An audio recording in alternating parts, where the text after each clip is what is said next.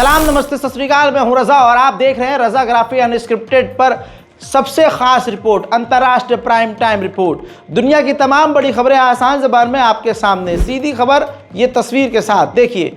भारत के एनएसए इस वक्त रशिया में मौजूद हैं। कहा जा रहा है कि भारत यूक्रेन और रशिया के बीच जंगबंदी करवाएगा। हालांकि मणिपुर के लिए मोदी के पास कोई प्लान नहीं है। हजरात मोहतरम अजीत डोभाल इस वक्त व्लादिमीर पुतिन से मुलाकात कर चुके हैं। कहा जा रहा है कि यूक्रेन और रशिया की पीस डील एग्रीमेंट और तमाम वो ऑप्शंस लेकर पहुंचे हैं और व्लादिमीर पुतिन से उन्होंने बात की है।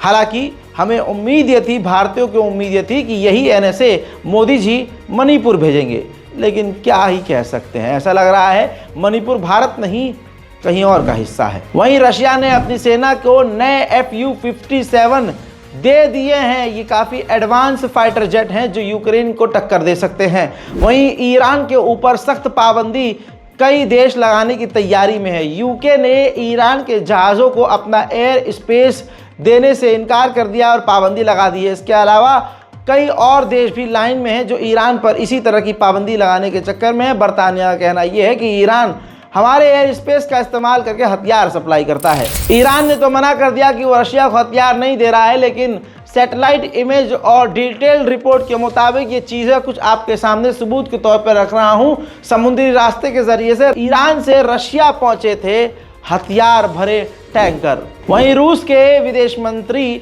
सर्गेई लावरोव ने कहा है कि यूक्रेन जो है रेजिडेंटल इलाकों पर और बिल्डिंगों पर रशिया के अंदर हमला कर रहा है और नेटो इसकी जानकारी और टारगेट करने वाली बिल्डिंगों को बता रहा है यूक्रेन को कि आप यहां हमला करो। वहीं मेरे दोस्तों सीधा दिखाऊंगा दूसरी तस्वीर। पैसिफिक ओशियन में आप देख सकते हैं रूस ने अपना परमाणु विमान उड़ाकर यूरोप के देशों को डराने की कोशिश की है।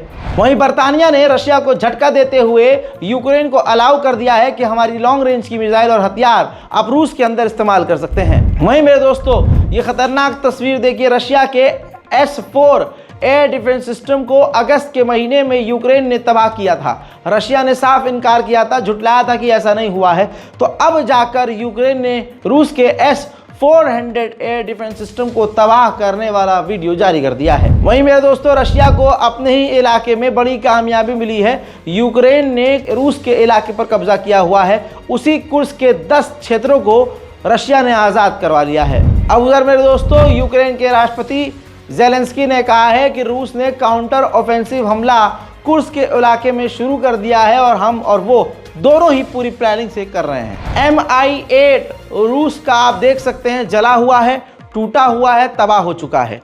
ये हमला नहीं किया है किसी ने। रशिया के अंदर रूस के ही 14 से 15 साल के छोटे छोटे बच्चों ने खेल कूद के ही दौरान गलती से एक्सीडेंटली इस Mi-8 अटैक हेलीकॉप्टर में आग लगा दी, जिसके बाद ये पूरा का पूरा हेलीकॉप्टर बर्बाद हो गया। हालांकि कहा जा रहा है कि रूस की मिलिट्री ने उन बच्चों को गिरफ्तार कर लिया है। मेरे दोस्तों खबर यह है कि जर्मनी रशिया से अपने आप को कभी नहीं बचा सकता, क्योंकि जर्मनी की पावर जो 2004 में थी अब वो वाली पावर है ही नहीं। और पूरी तरह से मजबूत होने के लिए अब जर्मनी को 100 साल लगेंगे, जिसके बाद ही वो रशिया से कभी सामना कर पाएगा। वहीं रशिया के डिफेंस मिनिस्टर ने कहा है कि अमेरिका ने फ्रांस को धमकाया है, इसी वजह से फ्रांस पीछे हट गया है, वरना फ्रांस हमें हेलीकॉप्टर कैरियर देने वाला था। यानी जिस फ्रांस ने अब देने से इनकार कर दिया है। वहीं रूस की नेवी अपने खतरनाक युद्धपोत के जरिए समुद्र में ड्रिल यानी जंगी तैयारी कर रही है।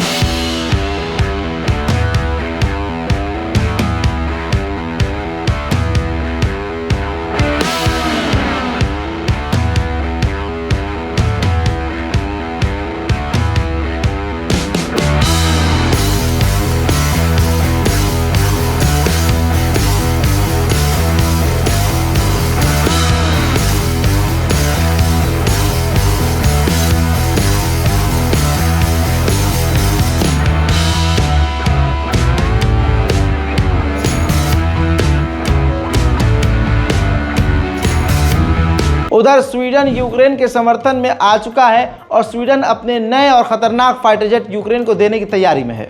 वहीं मेरे दोस्तों, ये रूस की राजधानी मॉस्को है और मॉस्को पे आप देख सकते हैं रेसिडेंटल इलाकों और बिल्डिंगों पर यूक्रेन ने बड़े हमले किए हैं, जिसकी वजह से रूस के लोग डरे और सहमे हुए हैं। उधर पोलैंड के डिफेंस मिनिस्टर ने कहा है कि नेटो के देश रूस के ड्रोन को रोकें जो कि नेटो के देशों में घुसपैठ कर रहे हैं। वहीं मेरे दोस्तों, तुर्की के राष्ट्रपति रजब तैयब एर्दोगान ने यूक्रेन का साथ देते हुए रशिया को झटका दे दिया और कह दिया कि क्रीमिया यूक्रेन का इलाका है, यूक्रेन को वापस कर देना चाहिए। वहीं तुर्की और रशिया मिलकर तुर्की के अंदर न्यूक्लियर पावर प्लांट बना रहे हैं। एग्रीमेंट जर्मनी से था कि जर्मनी हार्डवेयर देगा, लेकिन जर्मनी ने अब हार्डवेयर देने से इनकार कर दिया, तो अब उस पावर प्लांट के लिए तुर्की और रशिया हार्डवेयर चाइना से लेंगे। उधर अमेरिका के विदेश मंत्री एंटोनी ब्लिंकन ने $717 मिलियन यूक्रेन की मदद के लिए ऐलान कर दिए हैं। उधर अमेरिका के विदेश मंत्री ब्लिंकन ने इशारा किया है कि हमने अपनी लॉन्ग रेंज की मिसाइलें यूक्रेन को रूस के अंदर इस्तेमाल करने की परमिशन नहीं दी है, लेकिन अभी हम सोच रहे हैं कि यह पाबंदी यूक्रेन से हटा लें और अपने तमाम बड़े हथियारों का इस्तेमाल रूस के अंदर होने दें। उधर यूक्रेन के ड्रोन हमले से रशिया के मिलिट्री पावर प्लांट में खतरनाक आग लग गई है, देखिए।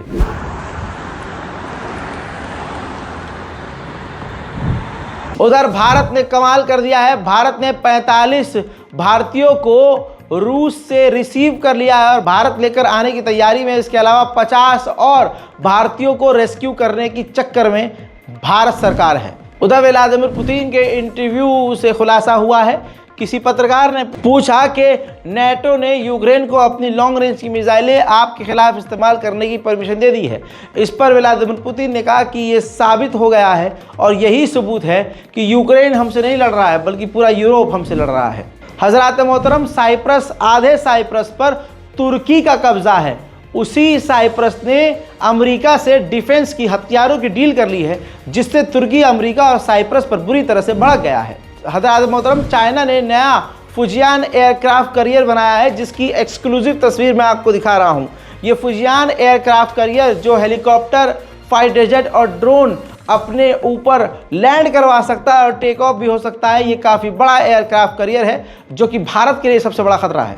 अमेरिका की जिस नेवी बटालियन ने ओसामा बिन लादेन को कत्ल किया था, अमेरिका ने उसी बटालियन को ताइवान को बचाने के लिए चीन से ट्रेन कर दिया है और आदेश दे दिया है। उधर मेरे दोस्तों, अमेरिका की पार्लियामेंट ने $1.6 बिलियन अप्रूव कर दिया है कि पूरी दुनिया में चीन के खिलाफ ये पैसा खर्च करके चीन के खिलाफ प्रोपेगेंडा फैलाया जाएगा। पूर्व CIA के एक अधिकारी को अमेरिका ने 10 साल की सजा सुनाई है, क्योंकि इल्ज़ाम ये साबित हुआ है कि CIA का वो अधिकारी चाइना के लिए जासूसी कर रहा था। वहीं में दोस्तों, UAE चीन से BRI में शामिल होने की बातचीत कर रहा है, यानी चीन के करीब UAE आना चाहता है। उधर सऊदी अरब में आप देखिए भौकाल है चाइना का। चाइना के प्रधानमंत्री ने सऊदी अरब के प्रधानमंत्री क्राउन प्रिंस मोहम्मद बिन सलमान से मुलाकात की है और दोनों देशों ने कई अहम मुद्दों पर एग्रीमेंट किए हैं। मेरे दोस्तों, 12 साल बाद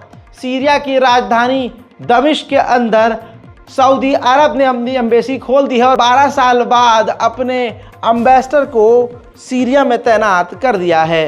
अमेरिका का बहुत पुराना टैंक है, बहुत पुराना। तस्वीर देखिए, उस टैंक को ईरान ने अपग्रेड करके बॉर्डर पर तैनात कर दिया है। पाकिस्तान और ईरान के बॉर्डर पर खतरनाक गोलीबारी हुई है, जिसमें ईरान के 3 पुलिस अफसर मारे गए हैं। उधर तालिबान ने भी पाकिस्तान के बॉर्डर के बेहद करीब कई मिलिट्री पोस्ट बनाकर पाकिस्तान की आर्मी को चुनौती दी है। पाकिस्तान और अफगानिस्तान के बीच हालात खराब हैं। हजरात मोहतरम, IMF ने पाकिस्तान को कहा था कि हम आपको लोन देंगे। ऐसे में IMF फिर से पलट गया है। IMF दोबारा सोच रहा है कि पाकिस्तान को लोन देना चाहिए कि नहीं। ऐसे में पाकिस्तान के प्रधानमंत्री शहबाज शरीफ अपने फ्रेंडली दोस्त देशों से पैसे की मदद फिर से मांग रहे हैं, भीख फिर से मांग रहे हैं। सी ऑफ जापान में समुद्र के अंदर नॉर्थ कोरिया ने कई सारी बैलिस्टिक मिसाइल दागकर सफलतापूर्वक मिसाइलों का टेस्ट किया है। उधर मेरे दोस्तों, नॉर्थ कोरिया के किम जोंग उन ने पहली बार अपना यूरेनियम का फैक्ट्री दिखा दिया है। फैक्ट्री दिखाने के बाद उन्होंने कहा है, तस्वीर जारी करने के बाद, दुनिया को दिखाने के बाद कि हम अपना परमाणु बम खुद बनाएंगे। चाइना को भारत से इतनी चिढ़ है कि चाइना ने अपनी इलेक्ट्रॉनिक व्हीकल यानी इलेक्ट्रिक गाड़ियों को बनाने वाली कंपनी से कहा है कि भारत से आप कोई डील मत कीजिएगा और भारत को कोई टेक्नोलॉजी मत बेचिएगा। वहीं भारत के एनएसए अजीत डोभाल ने चाइना के विदेश मंत्री से मुलाकात करके बॉर्डर के मामलों पर बातचीत की है। वहीं चांद पर न्यूक्लियर पावर प्लांट बनाने की तैयारी में रशिया है और भारत और चाइना रूस के साथ इस प्रोजेक्ट में शामिल होना चाहते हैं। मेरे दोस्तों, अगली तस्वीर ये देखिए, भारत की DRDO ने नई मिसाइल का टेस्ट किया है जिसका नाम है VLSRSAM। ये काफी खतरनाक शॉर्ट रेंज की मिसाइल बताई जा रही है। भारत के अडानी के बाद रशिया ने भी बांग्लादेश से कह दिया है कि हमने जो आपको $630 मिलियन जो कर्जा दिया था उसको आप चुका दीजिए। उधर कंगला बांग्लादेश जो पूरी तरह कंगाल हो चुका है, IMF से, वर्ल्ड बैंक से लगभग $5 बिलियन उधार लेने की फिराक में है। अफगानिस्तान में ISIS ने एक बार फिर से हमला किया जिसमें 15 अफगानी नागरिक मारे गए हैं। अंतर्राष्ट्रीय प्राइम टाइम रिपोर्ट में आज और अभी के लिए इतना ही। आप देख रहे थे रजाग्राफी अनस्क्रिप्टेड। हमारे इस चैनल को सब्सक्राइब कीजिए और हमारे दूसरे चैनल रजाग्राफी मेन चैनल पर जाइए ताकि आपको नेशनल प्राइम टाइम मिस न करनी पड़े। मेरे दोस्तों, अपनी राय कमेंट में ज़रूर लिखिएगा। तब तक के लिए जय हिंद।